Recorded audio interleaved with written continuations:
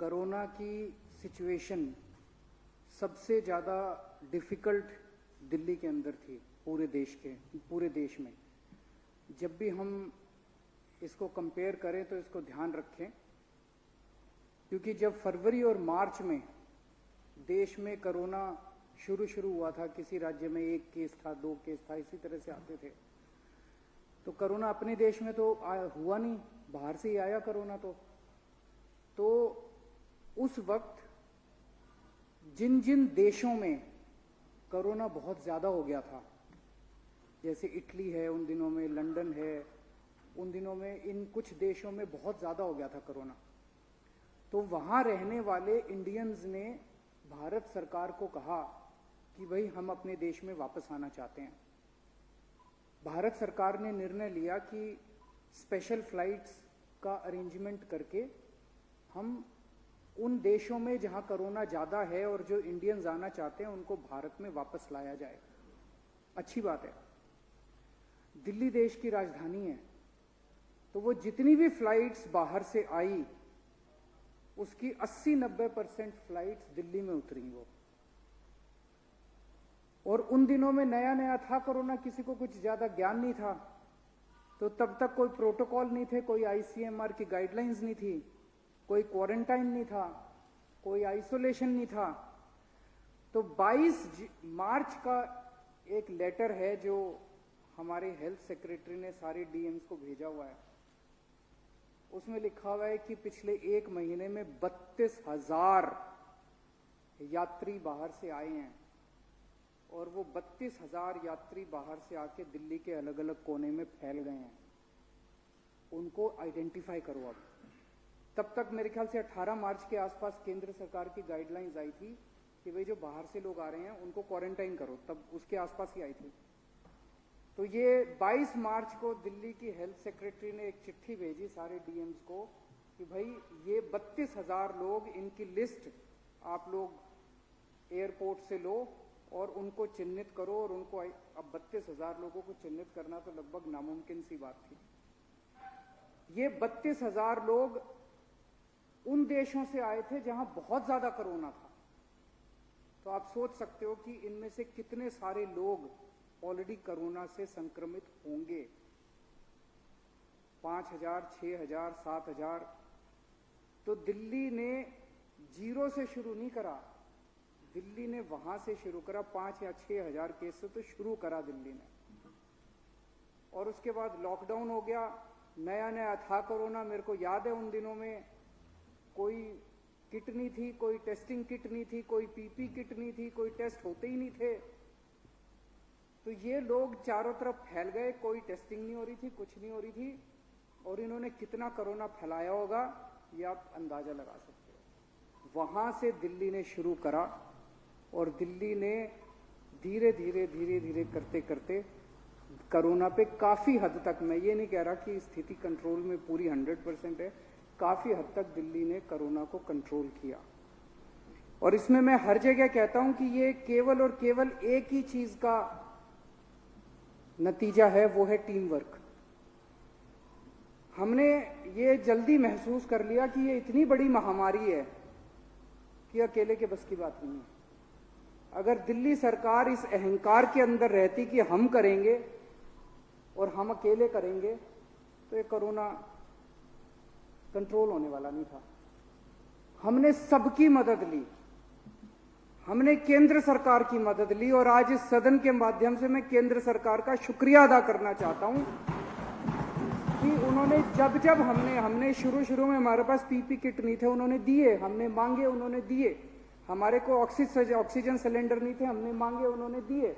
हमारे पास testing kits नहीं थे, हमने मांगे, उन्होंने दिए। बहुत जब हमने उनसे जो मदद मांगी उन्होंने हमारी मदद करी। समाज ने भी बहुत मदद करी। अकेले कोई एक सरकार इसको नहीं कर सकती। दिल्ली सरकार का ये हमने कर दिया, झूठ बोल रही है दिल्ली सरकार। केंद्र सरकार का ये हमने कर दिया, झूठ बोल रही है केंद्र सरकार। समाज ने, पूरे दिल्ली के 2 करोड़ लोगों ने जिस तरह से मिलकर इस पूरी महामारी के दौरान मदद करी है, इतनी समाज सेवी संस्थाएं, इतने डॉक्टरों की संस्थाएं फ्री में मदद करी। एक वो स्टेप 1 है, स्टेप 1 करके एक एनजीओ है, उन्होंने पैसे नहीं लिए हम लोगों से, काफी दिनों तक फ्री में। एक और कई सारी एनजीओ ने, डॉक्टर्स की एनजीओ ने मदद करी, रिलीजियस ऑर्गेनाइजेशंस ने, अक्षरधाम मंदिर ने मदद करी, राधा स्वामी सत्संग ने मदद करी, जैन धर्मशाला वालों ने मदद करी, बहुत सारे लोगों ने मदद करी, और तब जाके ये बहुत सारे लोगों की मदद का नतीजा है। तो मेरा एक, तो मैं अभी देख रहा था, वो कह रहा था ना हमने करी, वो कह रहा था ना हमने करी। मेरा बार बार ये कहना है कि सबने मदद करी।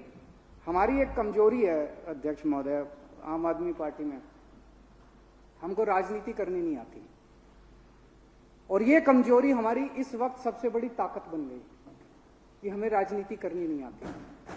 तो कोई कहता था केजरीवाल झूठ बोल रहा है, इसने ठीक कर दिया दिल्ली को, हम कहते थे हाँ जी उसी ने कर दिया। कोई कहता था नहीं इसने कर दिया, हम कहते थे हाँ जी उसने। मैंने कहा जी सारा क्रेडिट सबका, जिम्मेदारी सारी मेरी। दिल्ली के लोगों ने मेरे को चुन के भेजा है, और अगर दिल्ली में कहीं भी किसी भी तरह की कोई दिक्कत आती है तो वो मेरी जिम्मेदारी मेरी। आज दिल्ली मॉडल की चर्चा पूरे देश में और पूरी दुनिया में हो रही है। ये केजरीवाल की वजह से नहीं है, ये दिल्ली मॉडल हमारी वजह से नहीं है, ये दिल्ली के 2 करोड़ लोगों की मेहनत का नतीजा है कि आज दिल्ली मॉडल की चर्चा पूरे देश और पूरी दुनिया के अंदर हो रही है। और आज सबसे बड़ी ताकत दिल्ली के लोगों की क्या है? सबसे बड़ी ताकत दिल्ली के लोगों की है कि आज दिल्ली के लोगों के पास एक अच्छी नीयत की सरकार है। आज दिल्ली के लोगों के पास एक ईमानदार सरकार है। आज दिल्ली के लोगों के पास एक मेहनती सरकार है। आज दिल्ली के लोगों के पास एक पढ़ी लिखी सरकार है। ये सबसे बड़ी ताकत है दिल्ली के लोगों की। अध्यक्ष महोदय, पिछले 5-6 महीने में दिल्ली के लोगों ने कई मायनों में, इस कोरोना मैनेजमेंट में, कई चीजों में देश को नहीं पूरी दुनिया को राह दिखाई है। आज मेरे को इस सदन को कहते हुए बड़ी खुशी हो रही है। इस पृथ्वी के ऊपर सारे देशों को मिला के सबसे ज्यादा टेस्ट दिल्ली के अंदर हो रहे हैं, सारे देश मिला के। आज दिल्ली में 60,000 टेस्ट डेली हो रहे हैं। 2 करोड़ जनसंख्या है, तो अगर 10 लाख लोगों पे कैलकुलेट कर लो, तो छोटा सा ही कैलकुलेशन है, तो 3,000 के करीब टेस्ट पर डे, पर 10 लाख, 10 लाख लोगों पे 3,000 टेस्ट डेली हो रहे हैं। नहीं, वो तो पर मिलियन टोटल है, मैं टोटल नहीं कह रहा, मैं पर डे कह रहा हूं। पर डे जो है 3,000 टेस्ट पर डे है। 60,000 टेस्ट, 2 करोड़ जनसंख्या। इसके कंपैरिजन में फर्स्ट दिल्ली है पूरे देश में। पहले देश की फिगर देता हूं। नेक्स्ट सेकंड जो है दिल्ली में 3,000 पर डे पर 10 लाख। नेक्स्ट आंध्र प्रदेश है 1,300 पर डे पर 10 लाख। उसके बाद गुजरात है 1,000 टेस्ट, हमसे 1/3। फिर कर्नाटका 983, हरियाणा 990, महाराष्ट्र 802, उत्तर प्रदेश 670, और पूरे देश की एवरेज है 819। तो जितने टेस्ट दिल्ली में हो रहे हैं, सेकंड नंबर पे जो है उसके 1/3 टेस्ट हो रहे हैं। टेस्ट की क्या अहमियत है, ये भी मैं इसके ऊपर आऊंगा। दिल्ली में 3,000 टेस्ट पर डे पर मिलियन।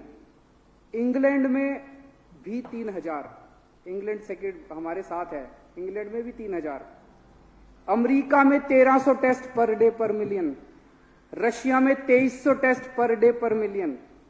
पेरू में 858 टेस्ट पर डे पर मिलियन। पूरी पृथ्वी के ऊपर सबसे ज्यादा टेस्ट आपकी दिल्ली के अंदर हो रही है।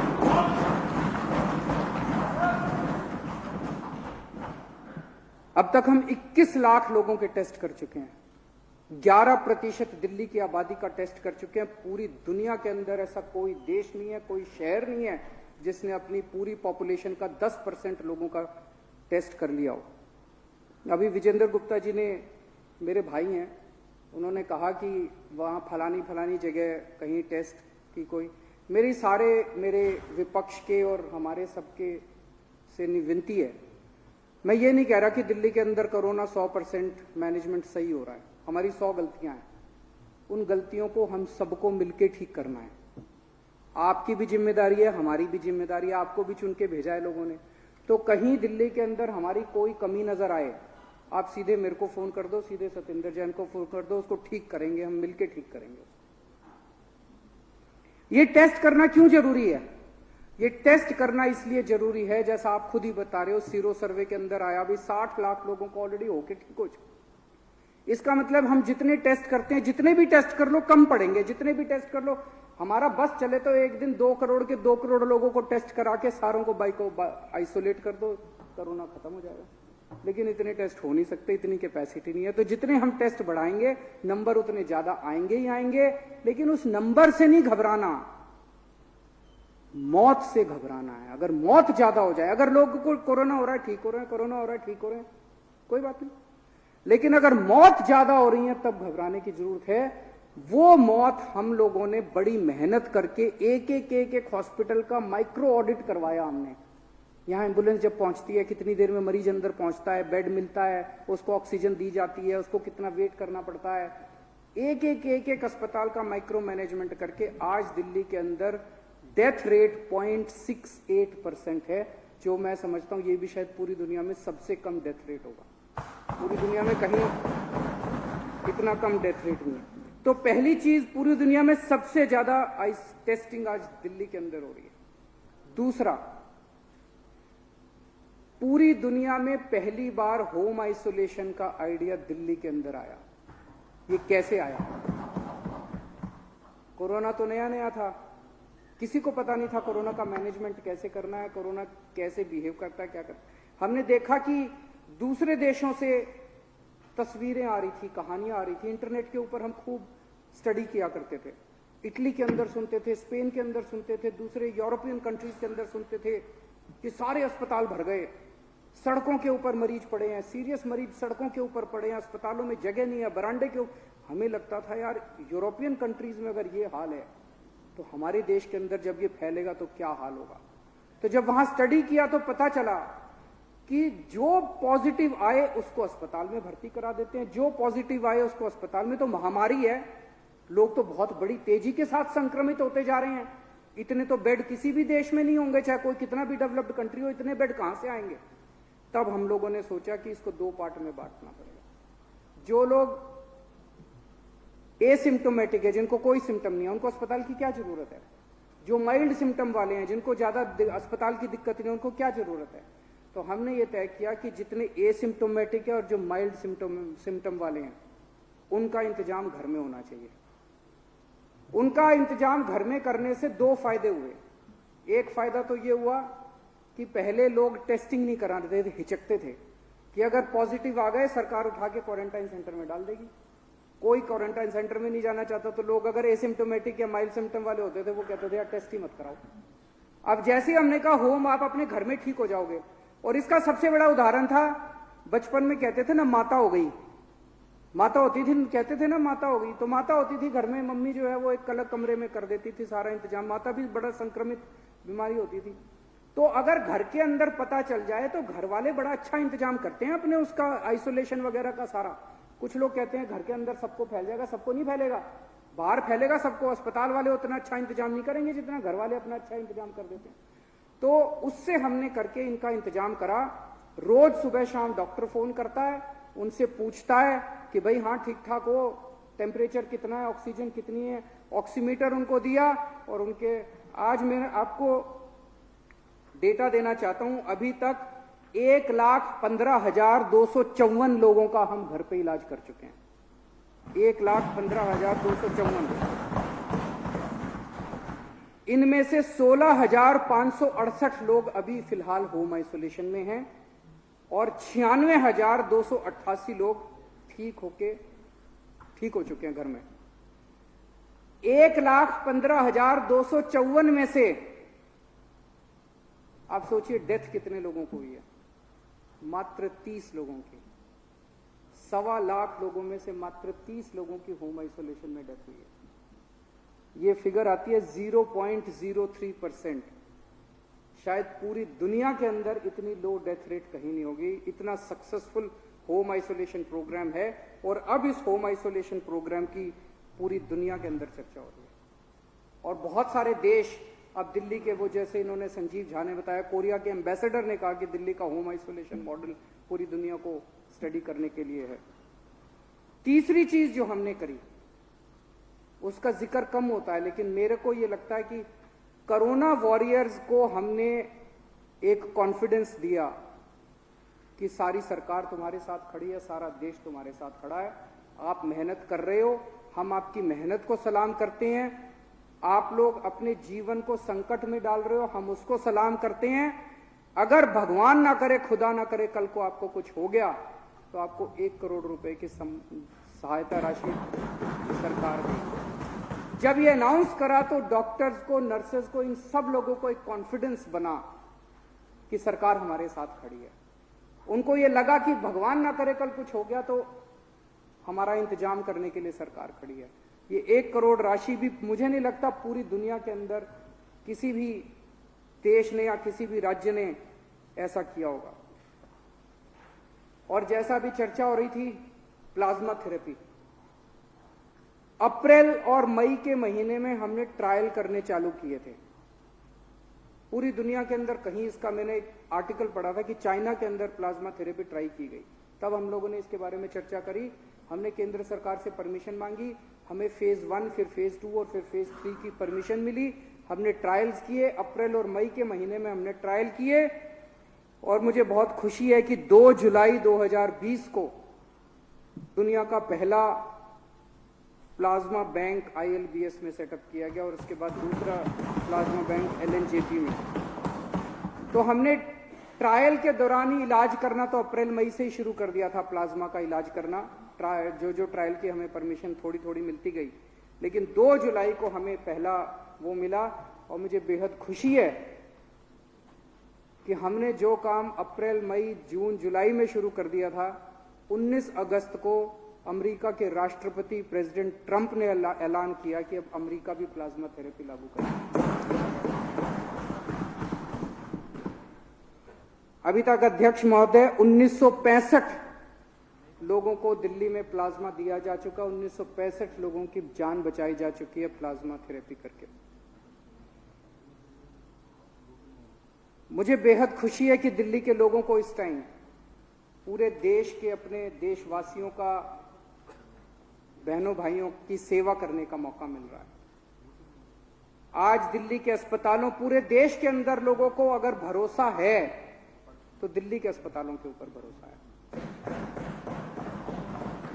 पूरे देश भर से, सरकारी अस्पतालों में भी और प्राइवेट अस्पतालों में भी, राजस्थान से लोग आ रहे हैं, मध्य प्रदेश से लोग आ रहे हैं, उत्तर प्रदेश से लोग आ रहे हैं, झारखंड से लोग आ रहे हैं, बिहार से लोग आ रहे हैं, पंजाब से लोग आ रहे हैं। और 26 जुलाई के बाद का डेटा है मेरे पास, अभी तक हम 5264 दिल्ली के बाहर के मरीजों का इलाज कर चुके हैं। दिल्ली को इस बात का फख्र है कि हम लोग अपने पूरे देशवासियों का इस टाइम सेवा कर रहे हैं, सबका हम इलाज कर रहे हैं। लेकिन मैं ये भी उम्मीद करता हूं कि ये कोरोना महामारी हम लोगों को एक सीख देगी।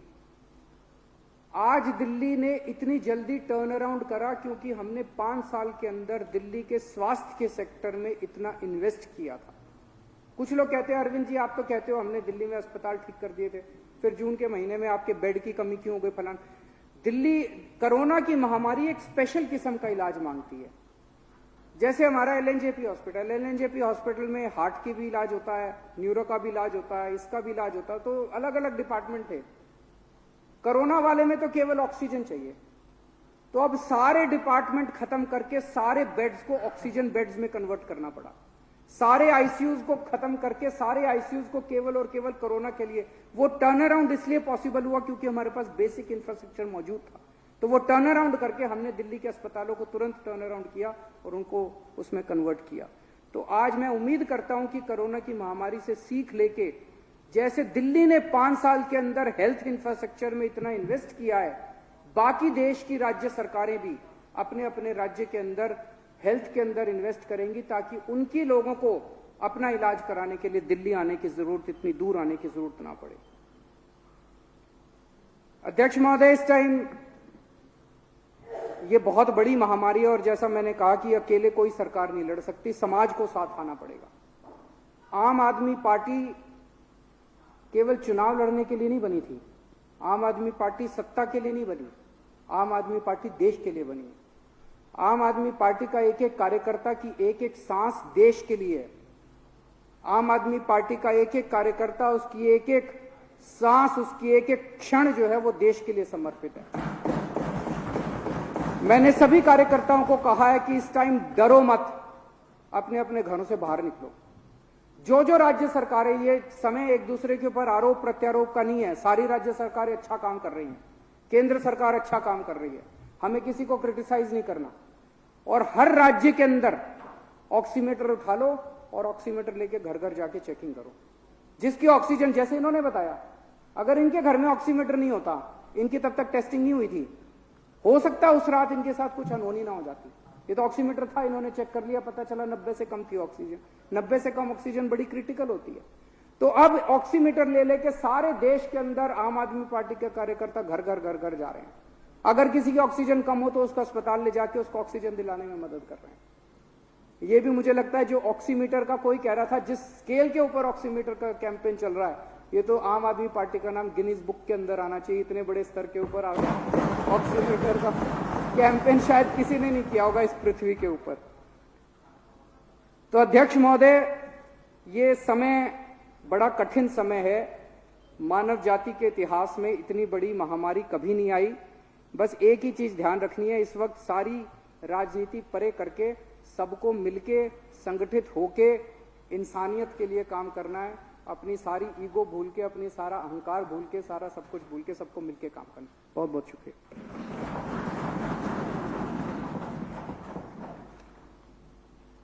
बीच में हमने चर्चा छोड़ी थी विधेयक का पूरे स्थान, उसमें कहा गया था कि हमको मिला नहीं है। अब मैं समझता हूँ उसके एक बाद चर्चा, भाग अगर कोई लेना चाहता है तो हाथ खड़ा कर या मुझे नाम दे दे, अन्यथा मैं